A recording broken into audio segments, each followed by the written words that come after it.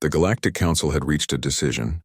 An enormous military force equipped with weapons far beyond what most worlds possessed was sent to one target: Earth. Admiral Verrock stood commanding the flagship, watching space stretch before him. His mission was straightforward: take over the humans, claim their world, and grab its resources for the Zarnath Empire. Everything told him humans were weak and backward, barely able to travel between stars. Yet something gnawed at him, a sense of worry he couldn't shake. His officer called out that they were approaching Earth's system. Verrock ordered them to open a communication line with Earth's leaders to give them a chance to surrender peacefully. As his fleet moved into striking position, a signal came through. On the screen appeared an old, scarred alien whose scales were damaged and one eye was clouded over. Verrock demanded to know his identity. The alien said he was once Supreme Commander of the Krakath forces, now just a survivor wandering space. His tone shifted to something serious. "Do not attack the humans," he warned. Verrock laughed at the suggestion, nearly dismissing the call. But something in the alien's manner made him pause. Verrock challenged him, saying humans with basic space travel couldn't possibly defeat the mighty Zarnath. The alien sighed heavily, as if carrying years of pain. His story poured out. He explained how they'd thought the same thing. His force had superior technology and greater numbers, yet humans fought with the fury of wild beasts. There was no real strategy, just endless rage and determination. When they destroyed human cities, the humans came back angrier and more cunning. They bombed from orbit until ground cracked apart. And humans responded by hijacking their communication systems and taunting them with their own victory messages. Verrock interrupted, suggesting it was poor leadership on the alien's part. The old commander's eye narrowed as he described how humans sabotaged their life support, poisoned their food supplies, and sent infected bodies floating into their landing bays. It became less a war and more a nightmare. The bridge fell silent as officers exchanged worried looks. Verrock asked what happened to the alien's entire force. The commander looked away, his voice dropping to barely a whisper. He was the only survivor. Even after the conflict ended and they fled, the humans kept hunting them. Ship after ship fell until his was all that remained. They would never stop pursuing anyone who fought them. Verrock pressed him about why he would warn them when he could let the Empire fall the same way. The alien offered a bitter smile. Perhaps he wanted to see the Council suffer for sending another force to die. Or maybe he simply didn't want anyone else to experience his torment. He urged them to leave Earth and find another world. The transmission cut off suddenly, leaving the bridge in uneasy quiet. Verrock straightened and ordered his commanders to send 3 small scout ships to gather information about Earth. As the officers moved to follow his command, the image of that broken old warrior stuck in his mind. Humans might be primitive, but they were clearly dangerous. How could such a race with basic technology bring a mighty empire to its knees? He would find out very soon. The 3 scout ships were small and quick, built to stay hidden from simple detection systems. Verrock watched from his command ship as they broke away and headed toward Earth, their invisibility systems flickering on. But the old commander's warning lingered like a bad taste in his mouth. He tried to focus on facts. Maybe the alien had simply lost his mind from years of defeat and being alone. It would hardly be the first time a disgraced leader invented stories of unbeatable enemies. His lieutenant reported that the scouts had reached Earth's position and were beginning to study the surface. Verrock told them to stay quiet and let the mission happen without any problems. The bridge stayed tense and still as they watched faint energy signals from the scout ships. Minutes passed with nothing unusual happening. Verrock felt his confidence growing. Perhaps the humans truly were as simple and chaotic as the report suggested. Then one of the energy signals flared and vanished from the display. Verrock's sharp voice demanded to know what happened. His lieutenant frantically checked his controls, reporting that they'd lost the first ship and were trying to reach it. A chill climbed up Verrock's spine. He ordered a probe sent to where the ship was last seen. Before the probe could even launch, the second scout ship's signal jumped and disappeared. The last remaining ship suddenly changed course, moving fast to escape. Verrock stared in shock as information filled the screens. Radio waves were going wild. Energy readings were off the scale. The third ship managed to send out a distress call just before it too vanished. A broken transmission cut through. Ambushed. They knew it was a trap. No one survived. Verrock's grip tightened around the rail. How had they even spotted the ships? The invisibility technology was decades ahead of anything Earth should have. His lieutenant's voice shook as he reported that signals were coming from the planet itself. The humans were sending messages and they were mocking them. Verrock ordered the words translated and shown on the main screen. A rough but clear message appeared from the surface. Did you think we wouldn't see you? Did you think we'd forgotten what you did to us? Welcome back. We've been waiting. The message played again and again in many human languages, dripping with anger and cold satisfaction. Verrock gritted his teeth and commanded his forces to prepare to bombard the planet. They would burn the humans before they could prepare any defense. As officers rushed to follow orders, the communication station erupted with activity. His lieutenant hesitated, face pale. Admiral, they're broadcasting straight to our secret channels. That's impossible, Verrock snapped. Put it through. The old commander appeared again on screen, but now his tone was grim and accepting. You didn't listen. I told you they will never let you go. You believe you're the hunters, but you're already the hunted. Verrock cut the transmission, rage boiling inside him. He ordered his forces to ignore the aliens' words and ready the weapons. But before he could give the final command, the lights flickered and faded. Alarms blared as systems started failing. His lieutenant called out in panic. Something has invaded our network. Our targeting systems won't respond. Verrock's stomach twisted. How was this possible? They didn't have this kind of skill. An automated message filled the speakers, cold and human. We broke into your systems before you even entered our space. We've been listening and watching. You wanted to burn us. Now it's our turn. The ship's engines suddenly roared to life, but not under Verrock's control. His fleet broke apart, ships crashing into each other and weapons firing at random. One smaller frigate exploded in the chaos. Verrock shouted orders to shut down all systems and take back control. It was far too late. The ship turned its own weapons on its companions, and the last thing Verrock saw on the screen was Earth, bright and defiant, as fire and wreckage filled space around him. His final thought was chilling. The humans hadn't just prepared for this moment. They had been waiting for it all along. When Admiral Verrock woke, pain hammered in his head and burnt circuitry filled his nose.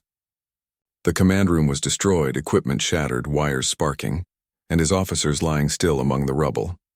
He forced himself up, gasping as pain shot through his side. Emergency lighting painted everything in a sick red color, and only the backup generator hummed softly, struggling to keep the ship running. He made his way to a broken console and tried to understand what had happened.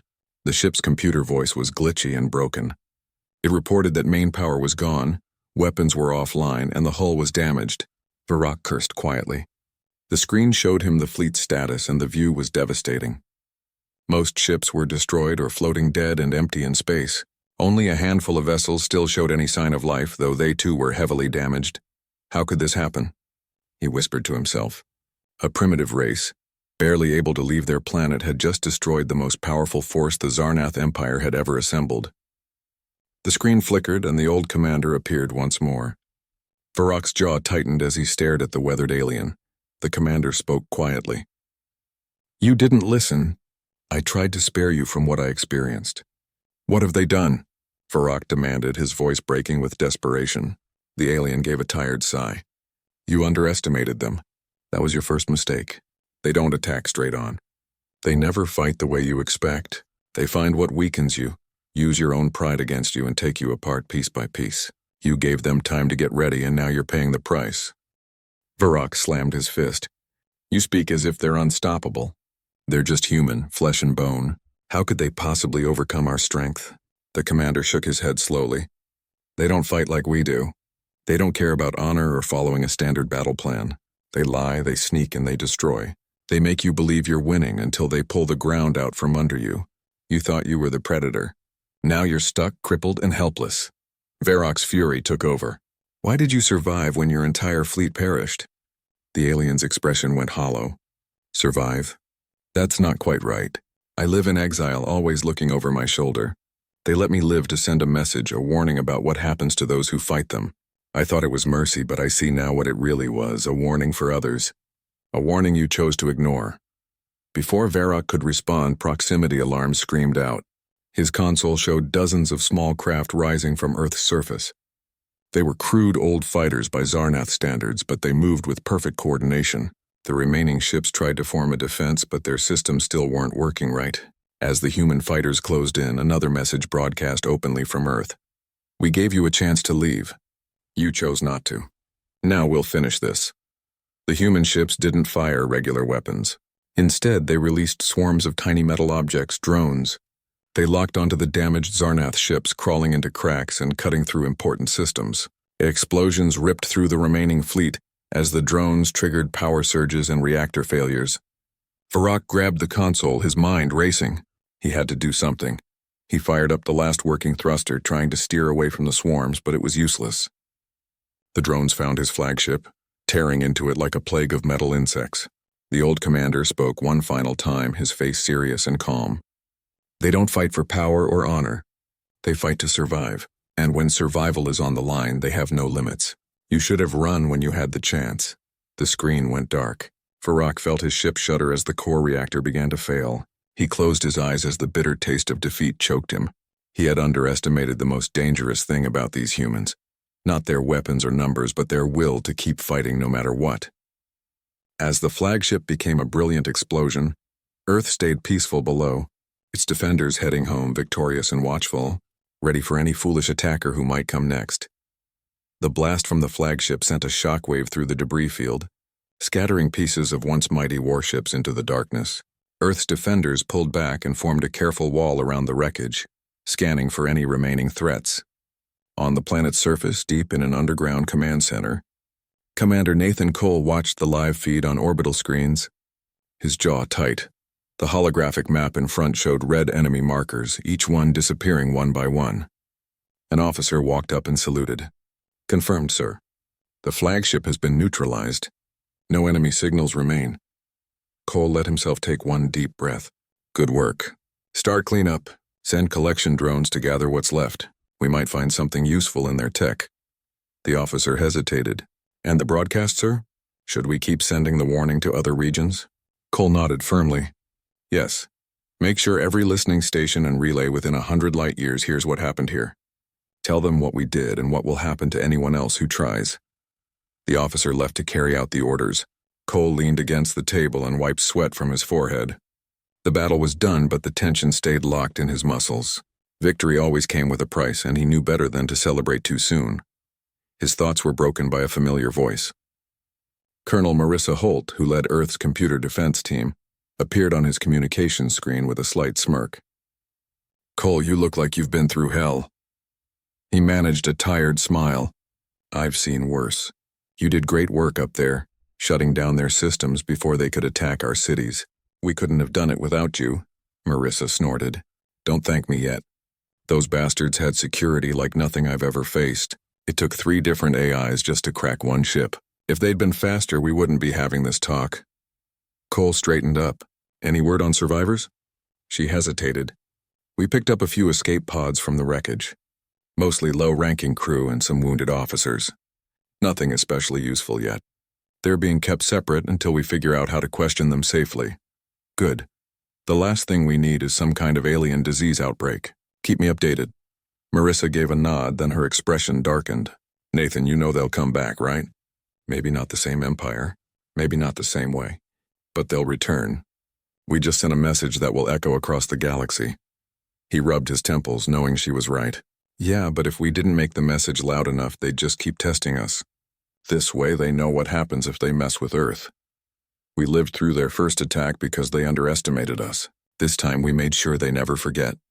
Marissa's eyes softened slightly. What about the people down there? The news is calling this a glorious win, but people are scared. They saw the sky light up and don't understand what really happened. Cole sighed. We'll tell them enough to feel safe. No need to explain how close we came to losing everything. Let them celebrate. They've earned it.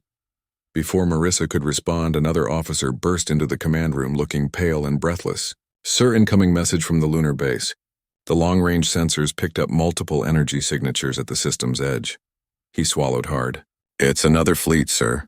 Bigger than the last one. Cole's heart sank, but his face stayed calm. How long until they reach us? About 2 standard days. We're estimating at least twice the power of the first group. Marissa cursed under her breath. They didn't waste any time sending backup. Cole set his jaw, forcing himself to think clearly. Alert all defense stations. Get every available squadron ready. Deploy dummy satellites and get the orbital guns charged back up. Prepare to start Protocol Black Sky. We'll make them pay for every meter they advance. Marissa's smirk returned, sharper and fiercer this time. Time to show them that Earth doesn't get conquered twice. As the command center erupted into activity, Cole stared at the holographic map, watching the red markers creep closer. He knew the coming fight would be even harder than the last. The enemy had learned from their failure, and this time they would arrive prepared. But humanity wasn't sitting idle. They had taken enough alien technology from the first invasion to strengthen their defenses. They had learned, changed, and gotten ready. And more importantly, they had the will to keep fighting. Cole glanced at the old faded flag hanging at the back of the command room. Humanity wasn't just trying to survive anymore. They were fighting back. And this time they would make sure the galaxy understood that Earth wasn't a prize to grab. It was a fortress, strong, relentless, and above all never defeated. The next 2 days were a rush of frantic work. Commander Cole barely left the command center, catching a few hours of sleep whenever he could. Earth's defense forces pushed to strengthen their positions and get every asset ready. The salvaged alien technology from the first invasion was being put into their own systems as fast as possible, but time was running out. Colonel Holt's voice crackled through his comm unit. "Nathan, we figured out more of their communication protocols from the wreckage. It looks like they're sending battle plans to each other in real time. If we can break into that network, we might know what they're planning to do." Cole nodded. "Do it. Make decryption your priority, and send everything you find straight to tactical." He looked at the holographic display showing the new fleet, massive and far more dangerous than the first. Steadily moving toward the outer edge of the solar system, the energy signatures alone were bigger than their previous attackers. A message alert blinked and Cole opened it. The old commander appeared again, his scales less bright than before and his face bruised and tired. "You're still alive," Cole said, raising an eyebrow. The old alien gave a bitter chuckle. "Barely, but I had to see it myself. The Zarnath sent their Warbringer fleet this time. Your victory stirred them up like angry insects." Cole's face hardened. "We didn't start this fight. They came to us." "I know," the alien replied, his voice weary. "But the Warbringer fleet is different. Their only purpose is to destroy. No conquest, no settling on your world. They want to wipe you out completely as an example to others." Cole's jaw tightened. "Then we'll make it the hardest lesson they've ever learned." The old commander hesitated, something almost like respect flickering in his eyes. "You humans, you don't know how to give up. That's both your weakness and your strength. Listen carefully. They'll hit your planet directly this time. They've learned not to scatter their forces. You need to make them think they're winning. Get them to come in close before you spring your trap." Cole understood the strategy. "If they bunch up to bomb Earth, we can focus all our fire on their main ship and break their formation apart." "Yes," the alien confirmed, "and use their own technology against them. I sent you access codes from my own databanks. They should help you break through some of their defenses. It's your only real chance." Cole hesitated. "Why are you helping us?" "You could let us burn." The old alien's gaze fell. "I watched my own people burn because we were arrogant. We thought we were unstoppable just like the Zarnath do now. You made them bleed and nobody has managed that before. Maybe, just maybe, you're the ones who can finally break their hold on the galaxy." The transmission cut off suddenly. Cole studied the data the alien had sent. It held encryption keys and information about how their fleets line up, enough to create some openings. He immediately sent it to Colonel Holt. "Got it," she replied, her fingers flying across her controls. "I'll have countermeasures ready within the hour." "You thinking about pulling them into the gravity well?" "Exactly," Cole confirmed. "If they believe they've got us trapped between their fleet and Earth's surface, they'll tighten their formation to bomb us more effectively. That's when we hit them with everything." Holt grinned. "I like it. We'll set up automated dummy ships and false power signals to make them think our main forces are on the ground. When they move to fire, we trigger the trap." As the final preparations came together, Cole walked to the observation deck and stared up at the vast, dark sky. Stars shimmered, unaware of the chaos building nearby. He thought about the people on Earth. Children playing, families having dinner, unaware of the danger coming. He couldn't let them down, not now. Not after coming this far. When the Warbringer fleet finally reached Earth's orbit, they stopped and spread out into a thick, threatening formation. Cole watched as they powered up their main guns, enormous weapons glowing with energy that could flatten entire cities. His officer reported, "They're scanning the planet's surface. The dummy signals are working. They're locking onto the false targets." "Hold," Cole commanded, his eyes locked on the screen. "Let them commit. Wait for them to focus their fire." Minutes stretched out like torture. The Warbringer fleet kept lining up, focusing on the largest dummy cluster near what looked like a major defense position. Finally, the lead ship's guns glowed white-hot. The entire fleet synchronized, ready to fire enough power to destroy a planet. "Now," Cole shouted. Earth's orbital defense platforms roared to life, sending waves of energy blasts and metal slugs directly at the lead ship. At the same time, hidden drone swarms surged forward, grabbing onto the bottom of the cruisers. The lead ship's shields flickered and died as the sudden attack overwhelmed its power core. One perfectly placed metal slug tore through the command bridge. The massive ship shuddered, then erupted in a huge explosion. As the lead ship broke apart, the rest of the fleet panicked, scattering in confusion. The drone swarms found the gaps, tearing into engines and power lines. Multiple cruisers erupted as their reactors failed. The Warbringer fleet, built to conquer worlds, was now caught in a spiral of chaos and explosions. Ships that tried to escape were cut off by fighter squads and orbital turrets, shot down as they scrambled to flee. Cole leaned back, exhaustion settling into his bones. "Status report." Holt's voice was full of triumph. "Enemy fleet in full retreat. We're cleaning up the remaining ships. Our losses are small." Cheers erupted through the command center. Cole allowed himself a small smile. "We did it," he whispered. As he watched the remains of the once mighty fleet burn in space, he knew Earth had proven itself again. They weren't just survivors anymore. They were defenders, and their message had gone out loud and clear. Humanity wasn't prey. They were the hunters now. The area above Earth was filled with debris from the battle, pieces of alien ships drifting like silent meteors. Automated cleanup drones worked to break up falling wreckage before it could hit the ground. Commander Nathan Cole stood in the war room, holographic screens humming all around him. Reports came in from everywhere on the planet. Victory messages mixed with damage reports from the fighting. Civilian deaths were low, but some of the orbital defense platforms had taken serious damage. Nothing they couldn't fix, but repairs would take time. Colonel Marissa Holt walked in holding a tablet. She looked tired but victorious, fire still burning in her eyes. "Well, Nathan, congratulations. We just sent the most powerful military force in the galaxy running scared." Cole managed a tight smile. "We did more than that. We sent a message. They'll think twice before coming here again." Marissa's face turned serious. "That's if they think at all. We picked up some of their distress signals before their fleet fell apart. They were calling for backup." Cole's jaw tightened. "So this isn't finished?" She shook her head. "Not even close. If the Zarnath have any pride left, they'll come back with even more firepower. They can't let this loss stand. It threatens everything they believe about themselves." He knew she was right. The Empire wouldn't just forget being humiliated, but for now, Earth had time to rest, fix what was broken, and maybe even take the fight to the stars if needed. A beep from the console got his attention. The hologram changed to show the old commander again, his face bruised and tired. "You did it," the alien said, sounding almost amazed. "I watched the whole thing. They didn't stand a chance." Cole gave a short nod. "Your information made the difference. We couldn't have pulled this off without your codes and advice." The old commander gave a bitter laugh. "Strange, isn't it? I fought against the humans once, thinking you were weak and chaotic. Now I'm helping you destroy the empire I once served. The galaxy is a strange, cruel place." Cole's gaze softened. "What will you do now?"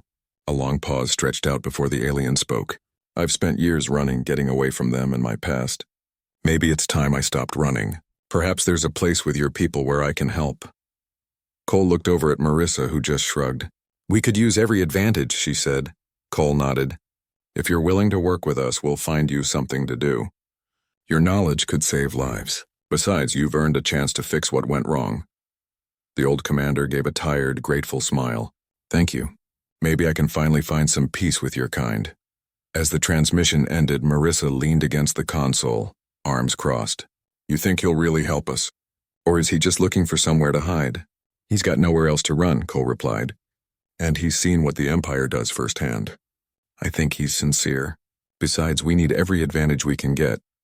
Just as he was about to turn away, another alert flashed on the main screen. An incoming message from the outer defense grid. Cole's heart raced as he opened it, expecting bad news. Instead, what appeared surprised him completely. An alien group he didn't know. Their leader was a slender being with deep purple skin and bright eyes who gave a respectful nod. "This is Ambassador Thalon of the Cryon Alliance. We received your broadcast and watched your victory against the Zarnath Warbringer fleet. On behalf of my people, I offer our respect and an alliance." Cole and Marissa exchanged shocked looks. Alliance? "Yes," Thalon replied. "The Zarnath have controlled many worlds, including ours. We believed fighting back was impossible until we saw your victory. If humans can stand against them, perhaps we can join together and finally break free from their control." Hope filled Cole's chest. "We're open to working together," he said carefully. "But understand that Earth's safety comes first. We won't risk our people in someone else's war." Thalon bowed his head slightly. "Understood. We don't want to use you, but to stand beside you. Together we can turn the tables on the Zarnath and end their rule. Your victory has given the galaxy something it hasn't felt in a long time. Hope." Marissa smirked. "Looks like we're not just survivors anymore. We're trendsetters." Cole couldn't help but grin. "Send the ambassador our diplomatic information and set up a formal meeting.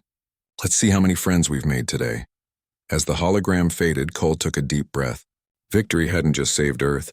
It had lit a fire across the galaxy. For so long, the Zarnath Empire had used fear and violence to rule. But now, with new allies and a reputation built through battle, humanity stood as a light of resistance. Looking out at the endless stars, Cole felt a spark of fierce pride. Earth wasn't just a vulnerable world at the galaxy's edge anymore. They were warriors, defiant, unbreakable, and ready to fight for freedom. And if the Zarnath dared to return, they would find a united front prepared to tear down their empire piece by piece. The galaxy was changing, and humanity would make sure it changed for the better. Days passed after the Warbringer fleet was destroyed, and Earth's new reality began to form. Commander Nathan Cole found himself busier than ever, handling not just military planning but the complicated work of dealing with alien governments. Messages poured in from countless alien groups, some congratulatory and others cautiously interested.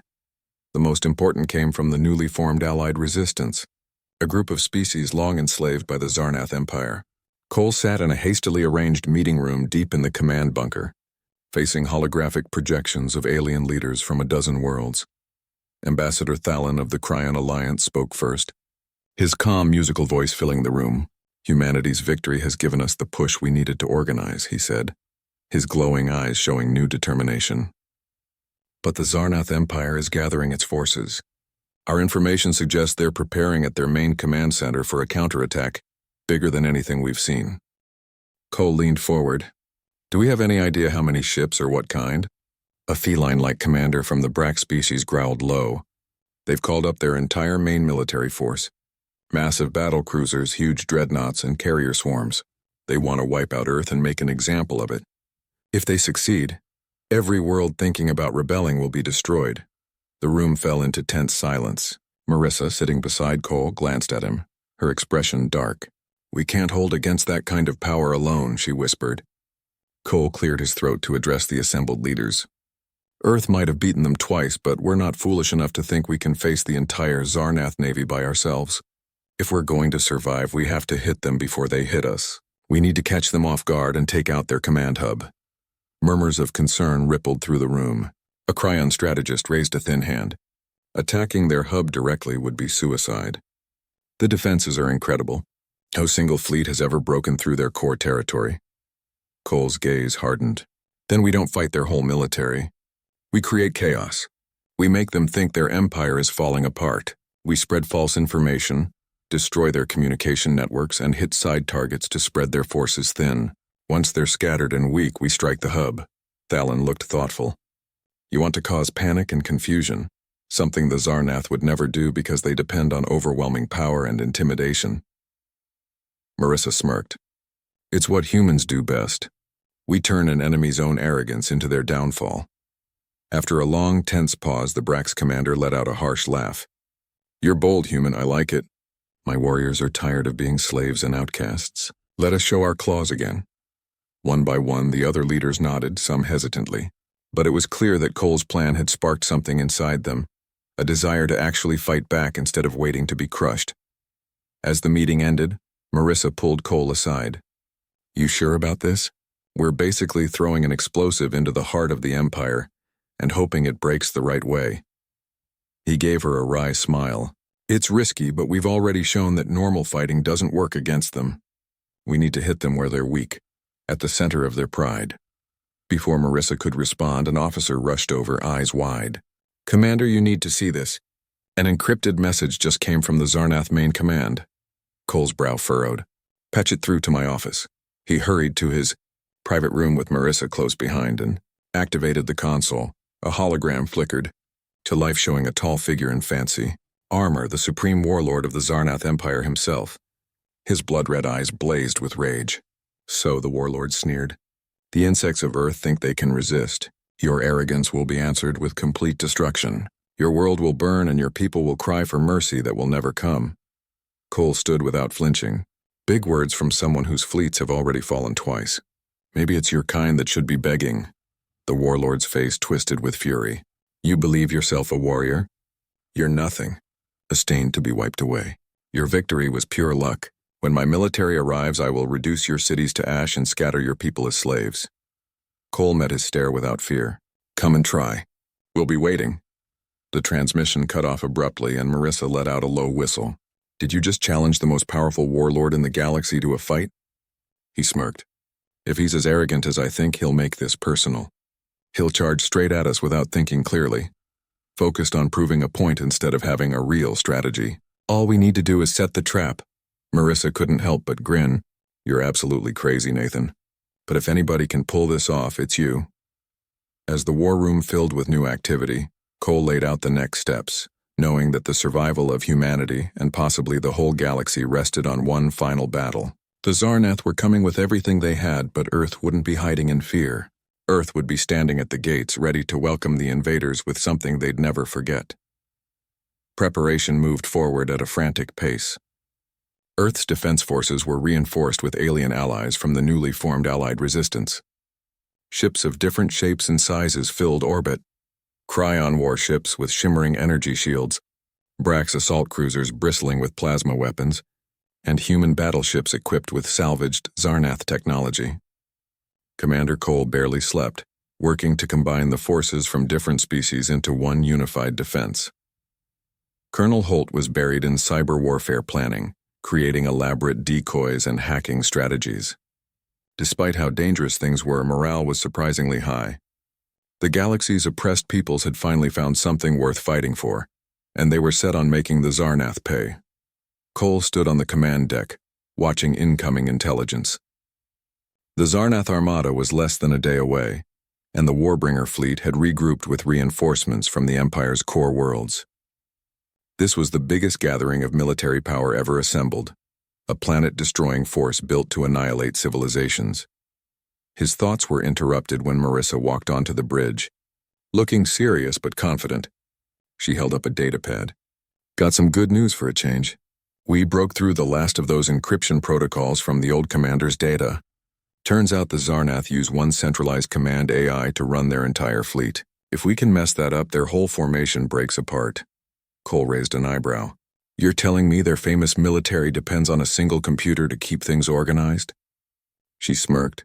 "Yeah, arrogant bastards never thought anyone would get close enough to use it against them.